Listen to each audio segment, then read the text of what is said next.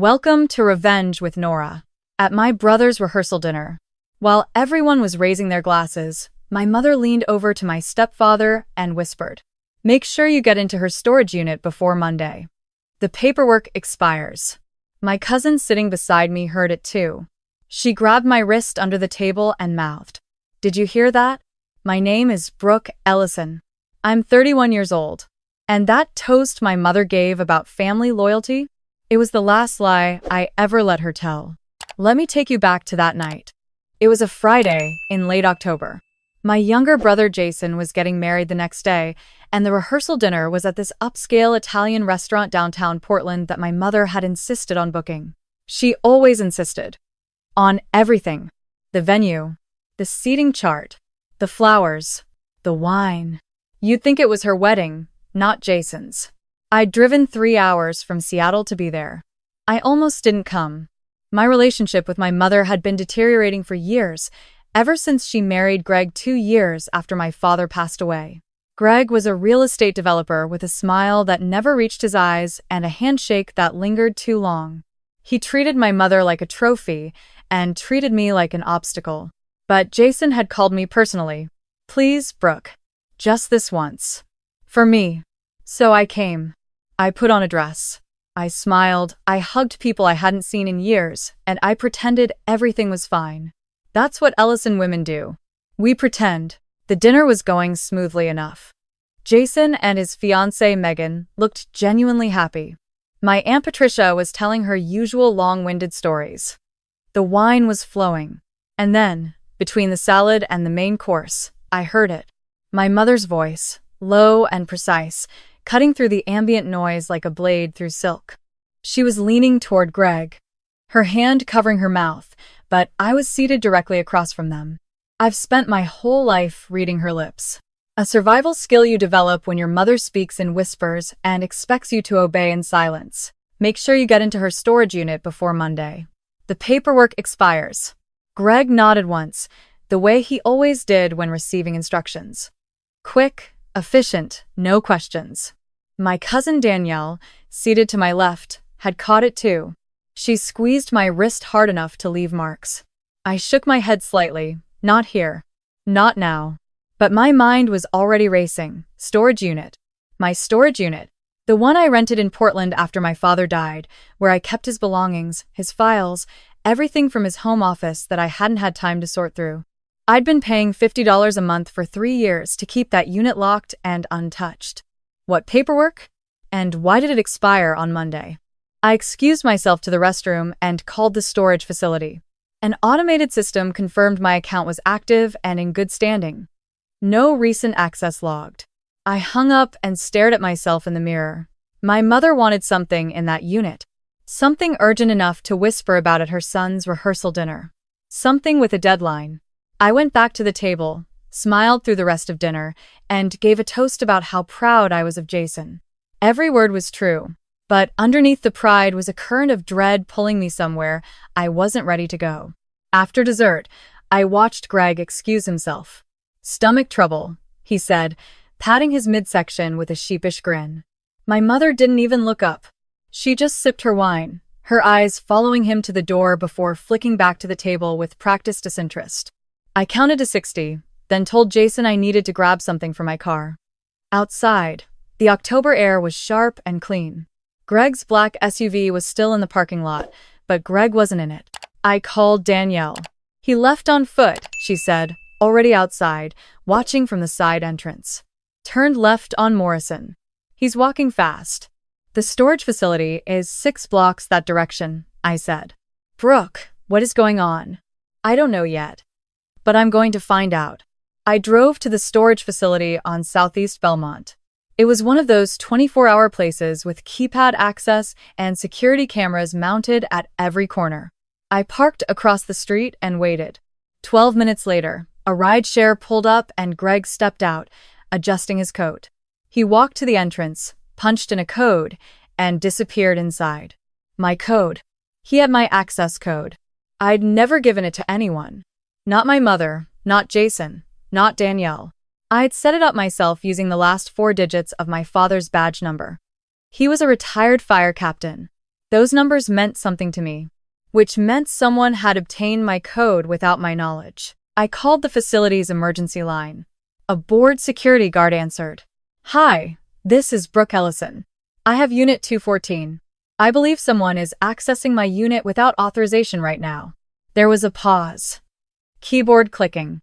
"Ma'am, our records show an additional authorized user was added to your account 3 weeks ago. A Gregory Tanner." My blood went cold. "I didn't authorize that. The form was submitted online with your account credentials. I can send you a copy of the authorization if you'd like." "Please do. And can you send security to my unit right now? I want whoever is in there removed. I'll dispatch someone immediately." I crossed the street and entered the building. The hallway was fluorescent bright and smelled like concrete and cardboard. When I reached the second floor, I could see my unit at the end of the corridor. The rolling door was halfway up. Inside, Greg was on his knees, rifling through a filing cabinet that had belonged to my father. "Find what you're looking for?" I said. He spun around so fast he knocked over a box of my father's books. His face cycled through surprise, anger, and something I'd never seen on him before. "Fear. Brooke, this isn't what it looks like. It looks like you broke into my storage unit on the night before my brother's wedding to dig through my dead father's files."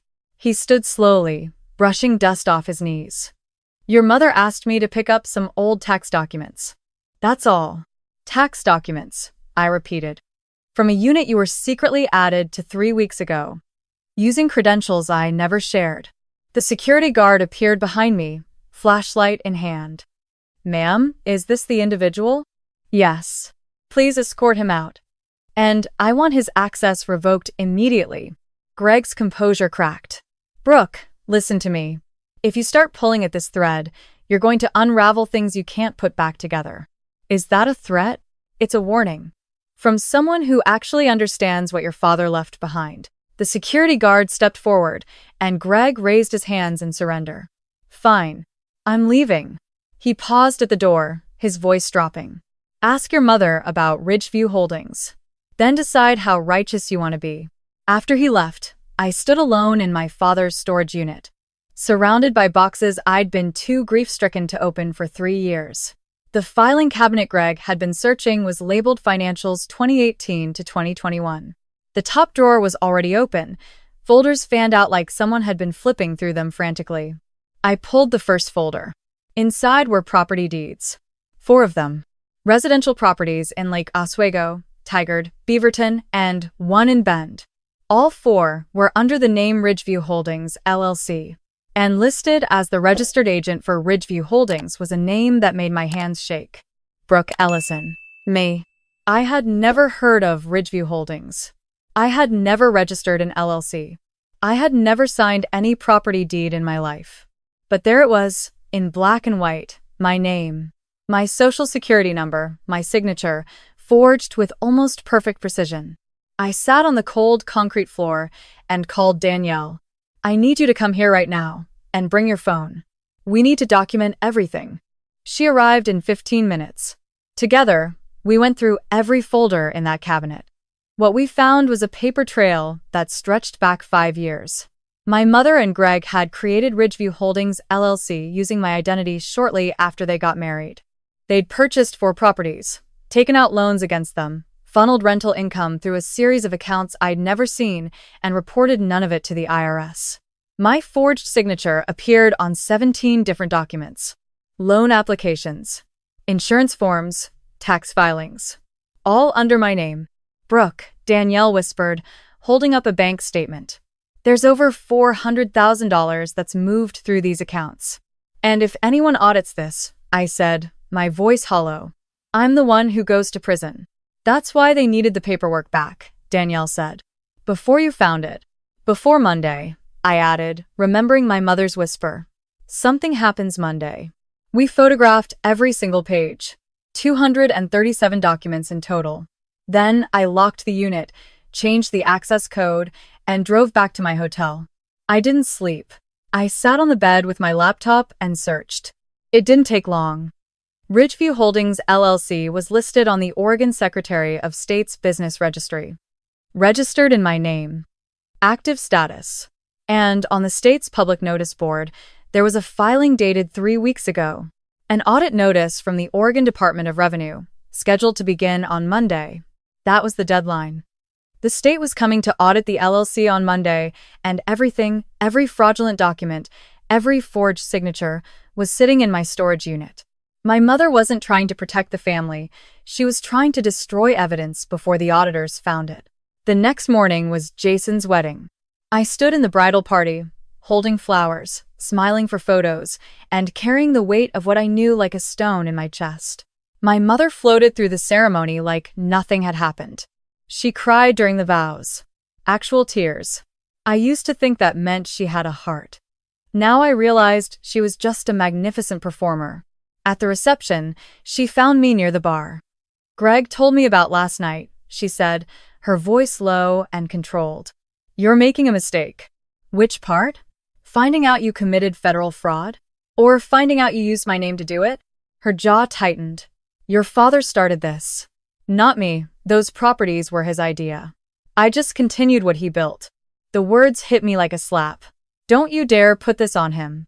He's not here to defend himself." "Exactly," she said, and the coldness in her voice was something I'd never forget. "Which is why his name isn't on any of it. Yours is." I stared at her. "You planned this. From the beginning.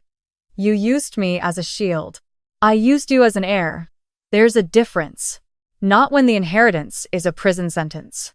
She leaned closer, her perfume thick and cloying. "If you go to the authorities, you'll destroy this family. Jason's new marriage. Your reputation. Everything. You destroyed this family the moment you forged my signature." She pulled back, her mask slipping for just a second. Underneath was something raw, desperate. "Ugly. I am your mother. Then act like one." I walked away. My hands were shaking, but my voice hadn't cracked. That felt like progress. Monday morning, I drove to the FBI field office in downtown Portland. I'd spent all of Sunday organizing the evidence into a clear, chronological file.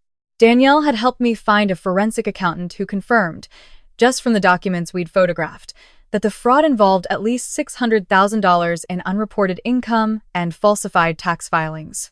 The agent who took my case was a woman named Rivera. She was calm, methodical, and didn't flinch when I explained that my own mother was the one I was reporting. "This is more common than you'd think," she said, flipping through the file.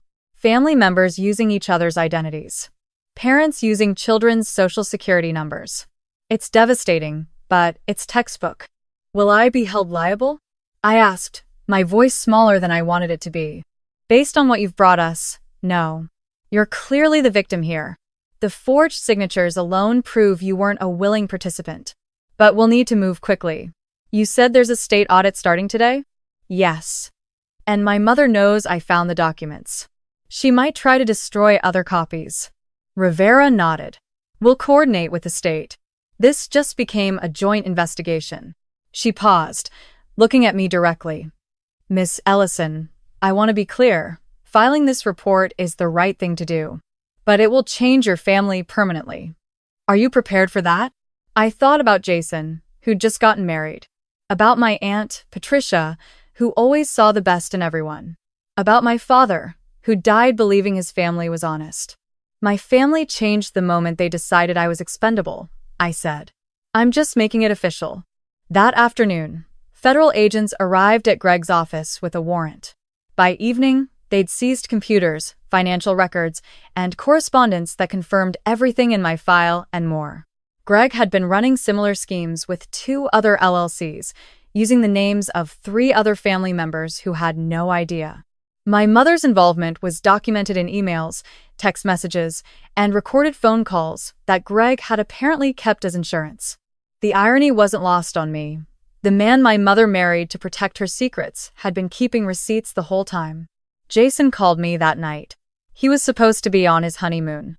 His voice was tight, confused, angry. "Brooke, what did you do?"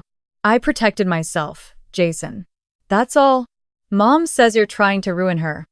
She's hysterical. Mom used my social security number to commit tax fraud for 5 years. She forged my signature on 17 documents. If the auditors had found that LLC before I went to the FBI would be the one facing charges. Not her. Me. Silence. Then, quietly, she said Dad started it.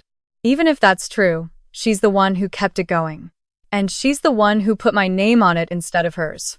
Does that sound like someone protecting her family? More silence. I could hear Megan in the background, asking if everything was okay. I need time, Jason finally said. Take all the time you need. But when you're ready, ask Mom why she was whispering about my storage unit at your rehearsal dinner. Ask her why Greg had a ride share ready. Ask her why the deadline was Monday. He hung up. I sat in my apartment, lights off, city sounds bleeding through the windows. I hadn't eaten all day. I wasn't hungry. I was something else entirely. Lighter, maybe. Like I'd been carrying a backpack full of rocks for years and finally set it down. 2 weeks later, the investigation expanded. The Oregon Department of Revenue and the IRS joined the case. My mother and Greg were formally notified that they were subjects of a federal investigation into tax evasion, identity theft, and wire fraud. Their assets were frozen. The 4 Ridgeview properties were seized pending forfeiture proceedings. My mother sent me one text message during this period. It said, "You've killed us." I didn't respond. There was nothing left to say to a woman who confused consequences with cruelty. Greg's lawyer tried to cut a deal almost immediately, offering to testify against my mother in exchange for reduced charges. My mother, in turn, hired a high-profile defense attorney who began building a case that Greg had masterminded everything and she was just a naive spouse. They turned on each other faster than I thought possible, and watching it happen felt less like satisfaction and more like watching a house fire from across the street. Warm at a distance, devastating up close. Agent Rivera called me with updates every few days. "Your mother's defense is falling apart," she told me one morning. "We found emails where she specifically instructed Greg which documents to forge and whose identity to use. Direct quotes. Timestamps. Everything. She always was thorough," I said. "There's something else. Your father's name appears in some early correspondence, but only in the planning stages. He died before any of the LLCs were actually created. Your mother moved forward with the plan after his death, using your identity instead of creating a legitimate structure. It appears your father may have intended to do this through legal channels. She chose not to." I closed my eyes. My father wasn't innocent. But he wasn't the architect of what this became. My mother had taken a blueprint and built a prison, with me inside it. 3 months after the investigation began, formal charges were filed. My mother faced 12 counts, including identity theft, tax evasion, and conspiracy to commit wire fraud. Greg faced 15 counts plus additional charges related to the other fraudulent LLCs. If convicted, they were each looking at 8 to 12 years. The local news picked it up. Portland couple indicted in multi-year identity fraud scheme. Daughter reported as key victim and whistleblower. I didn't do interviews. I didn't post on social media. I changed my phone number and kept going to work. I was a physical therapist at a clinic in Seattle, and my patients needed me present, focused, and steady. So, that's what I gave them. Jason came to see me in December, 3 days before Christmas. He showed up at my apartment unannounced, standing in the hallway with red eyes and a coffee he'd bought from the place downstairs. "I talked to the lawyer," he said, sitting on my couch. "I saw the documents. All of them. I waited. She forged your signature, Brooke, on everything. And she told me you were being dramatic." He looked at the floor. I believed her. "I'm sorry. You didn't know. I should have asked. I should have listened to you years ago when you said something was off about Greg. I just thought you were being difficult." I was being difficult. Difficult is what happens when you're the only person in the room who can smell the smoke. He almost smiled. "Almost. What do we do now?" "We stop pretending. That's the first step." He stayed for dinner. We ordered Thai food and didn't talk about the case. We talked about his honeymoon, about Megan wanting to get a dog, about the Seahawks losing again. Normal things. The kind of conversation we hadn't had in years because every family gathering was a performance directed by our mother. On Christmas morning, I video called my Aunt Patricia. She'd been devastated by the news, but not surprised. "Your mother has always been the smartest person in the room," she said. "The problem is she used it for the wrong things." "Do you think Dad knew?" I asked, the question that had been haunting me for months. "I think your father had ideas he never should have entertained. But I also think he would have done it legally or not at all. Your mother doesn't have that line." "She doesn't have any lines," I said. "She has one," Patricia replied. "Self-preservation. And you finally crossed it." In January, I received a formal letter from the Department of Justice confirming that I'd been cleared of all liability in connection with Ridgeview Holdings and associated entities. My credit, which had been silently damaged by loans and accounts I never knew existed, was flagged for restoration. The process would take months, but the direction was clear. I framed that letter, not out of spite, but as proof that the truth, when you finally drag it into the light, can actually set you free. People say that like it's easy. It's not. It costs you sleep, family dinners, the illusion that the people who raised you have your best interests at heart. But what you get back is something no one can forge. Your own name, clean and yours again. The trial was set for spring. My mother's attorney requested a meeting with me before proceedings began. I agreed, against Danielle's advice, because I needed to hear what she had to say. Not for closure. Closure is a myth. I needed to hear it for evidence. Evidence that I was done. We met in a conference room at her attorney's office. She looked older, thinner. The armor she'd always worn, the perfect hair, the designer clothes, the unwavering posture, had dulled. She sat across from me with her hands folded, and for the first time in my life, she didn't speak first. "You wanted this meeting?" I said. "So talk. I want you to understand," she said slowly, "that everything I did was to secure this family's future. You secured a federal indictment. That's not a future. That's a sentence. Your father left us with nothing, Brooke. Nothing but debt and a name that meant something in this city. I had to build from scratch. You built on my identity. Without my knowledge, without my consent. You could have asked me. You could have included me. Instead, you turned me into a criminal on paper, so you could play benefactor in person." Her eyes glistened, but I'd learned long ago that her tears were tools, not feelings. "I'm your mother," she whispered. "Then you should have protected me. Instead, you made me the fall guy for a scheme that could have sent me to prison. You let me walk around for 5 years with my name on documents I never signed, accounts I never opened, properties I never bought. And when the auditors came knocking, your first instinct wasn't to warn me. It was to send your husband to steal the evidence." She had no response.